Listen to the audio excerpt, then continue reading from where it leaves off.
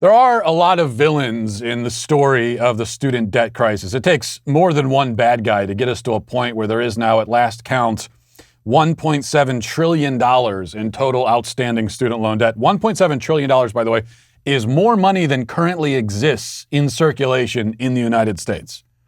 Now, most people aren't paying off their student debt in cash, obviously, but this is just a way of gaining perspective. There is more student debt than there is physical currency in the entire country collectively.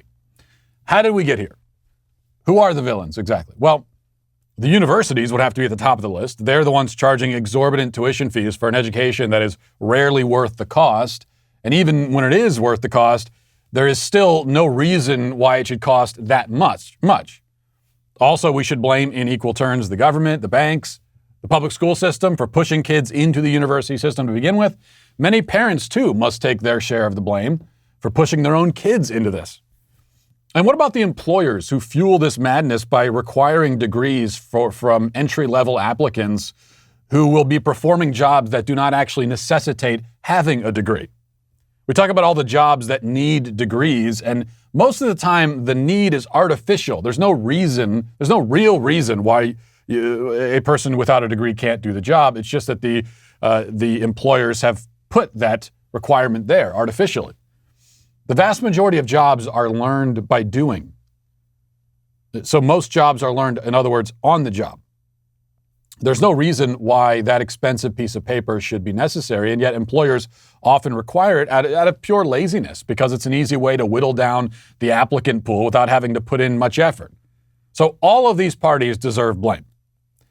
Then what about the students themselves who take out these loans? Personally, I would much prefer to blame the powerful and corrupt institutions I already listed and the adults who should know better instead of kids just out of high school who are too dumb and naive to understand what they're getting themselves into. I mean, everybody is stupid at 18. I certainly was. And that's a good reason why 18-year-olds shouldn't be granted six-figure loans in the first place. It's also a good reason why they shouldn't have the right to vote, by the way.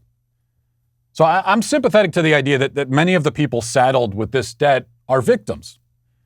They were exploited. I don't know what else you can say about saddling kids fresh out of high school with this kind of crippling debt. Does that mean that I think the taxpayer should have to pick up the tab and foot the bill for student debt forgiveness? Absolutely not. You cannot undo the exploitation of one group through the exploitation of another. If you want to grant some kind of student debt forgiveness for some people by seizing the endowments from these universities, then maybe we can talk. But the only thing more unfair and immoral than handing out massive loans to ignorant 18-year-olds is forcing taxpayers who didn't take out the loans to pay them back. And the college graduates who demand that such a system be put in place for their sake immediately lose all sympathy from me. You have all this debt, I'm sympathetic. But the moment you point to me and say to the government, no, force him to pay it back. No more sympathy. You're no longer a victim the moment you try to right the wrong done to you by committing a wrong against someone else. Someone steals your car, I feel bad for you. You steal my car in exchange, and now you're just a damned thief, like the guy who took yours. That's how that works. But there are some supposed victims of the student debt crisis who ought to engender no sympathy at all from anyone in the first place. The Wall Street Journal just published a piece yesterday which highlights this group. The headline, alongside a photograph of a man in his 30s looking sad and dejected, reads, quote, "Financially hobbled for life. The elite master's degrees that don't pay off. Columbia and other top universities push master's programs that fail to generate enough income for graduates to keep up with the six-figure federal loans." This is an article all about the pathetic saps who took out massive loans to pay for graduate school, Ivy League graduate school, and now are, as the headline suggests, financially hobbled for life. Now, something to keep in mind as I read some of this to you, and this is very important. The average age of a grad student is 33. And that means that a great many of the people currently in grad school are my age or older. So these are not kids. These are grown adults. So here's what the article says. Quote, "Recent film program graduates of Columbia University who took out federal student loans had a median debt of $181,000. Yet 2 years after earning their master's degrees, half of the borrowers were making less than $30,000 a year. I'm sorry, it's not funny, but it kind of is. $30,000 a year, that's minimum wage. And you took out $181,000 in debt to go to an Ivy League and get a master's degree, and you're making minimum wage. Anyway, continuing. The Columbia program offers the most extreme example of how elite universities in recent years have awarded thousands of master's degrees that don't provide graduates enough early career earnings to begin paying down their federal student loans. Recent Columbia film alumni had the highest debt compared with earnings among graduates of any major university master's program in the U.S., the Journal found.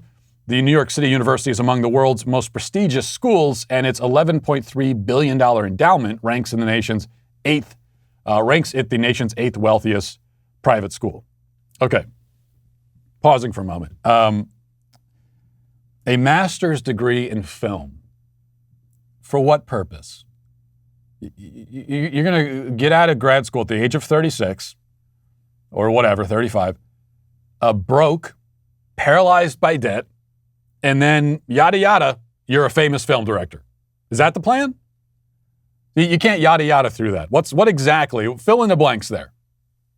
The problem is that nobody is going to see a film simply because the director has a master's degree. Here's a conversation that has never occurred on planet Earth one time. Okay, this has never. I'll be the first person to say this. Hey man, let me tell you about this movie I saw. It's really worth watching. It's great. You should see it. First of all, the director has a master's degree in film studies.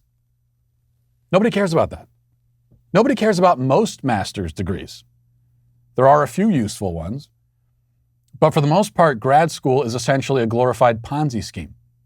So back to the article. It says, at New York University, graduates with a master's degree in publishing borrowed a median $116,000 and had an annual median income of $42,000 2 years after the program, the data on recent borrowers show. At Northwestern University, half of those who earned degrees in speech-language pathology borrowed $148,000 or more, and the graduates had a median income of $60,000 2 years later.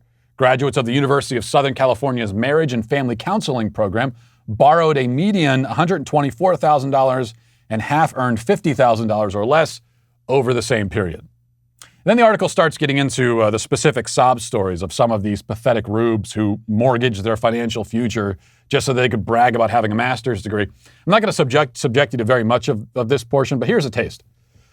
Quote, there's always those 2 a.m. panic attacks where you're thinking, how the hell am I ever going to pay this off? Said 29-year-old Zach Morrison of New Jersey, who earned a Master's of Fine Art in Film from Columbia in 2018 and praised the quality of the program.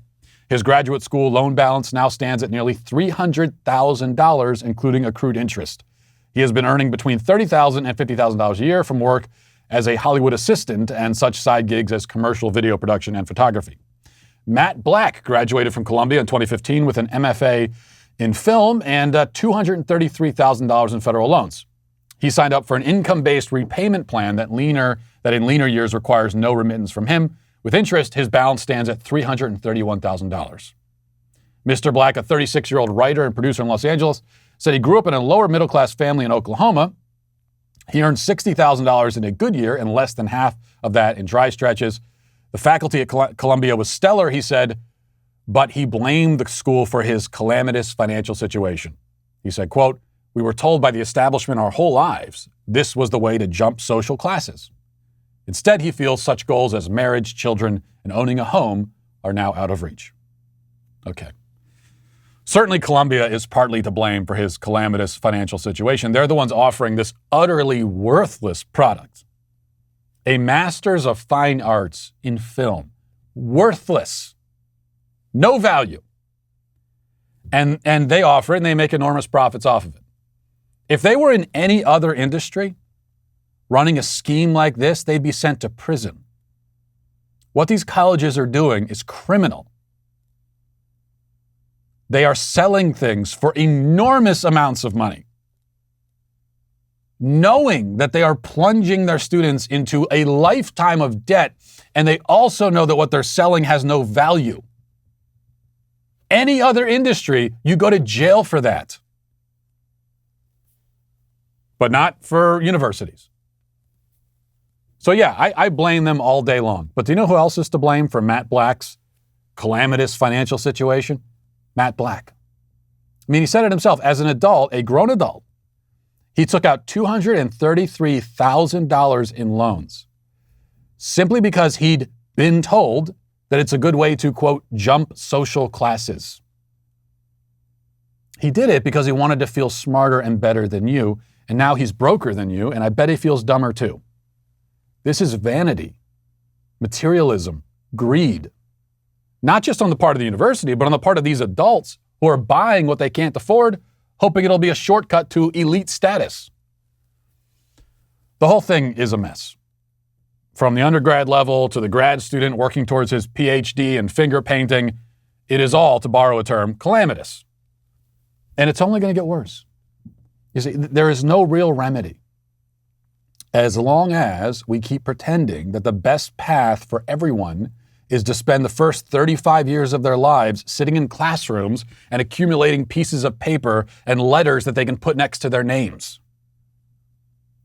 The answer is everyone's talking about, well, how do we make it cheaper? How do we make it more affordable? How do we make it so more people could? No. That's not the answer.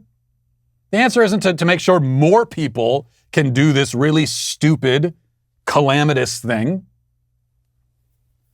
The answer is to abandon this path, or at least to let people know that there are many other paths aside from this one. You may have been told that you need to whittle away the first third of your life in classrooms, but the people who told you that were lying. They were literally selling you something.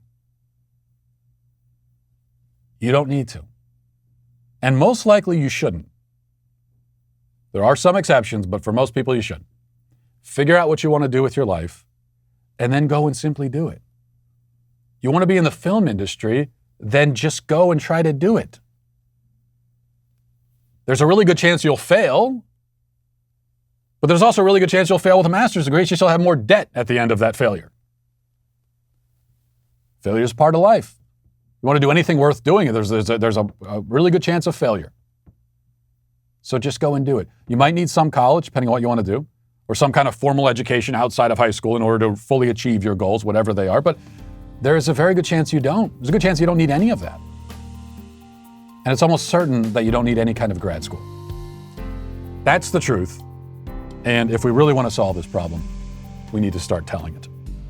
Well, I hope you enjoyed that clip from the Matt Walsh Show. If you did, go ahead and hit that subscribe button right down there so you can stay up to date on all of our future content.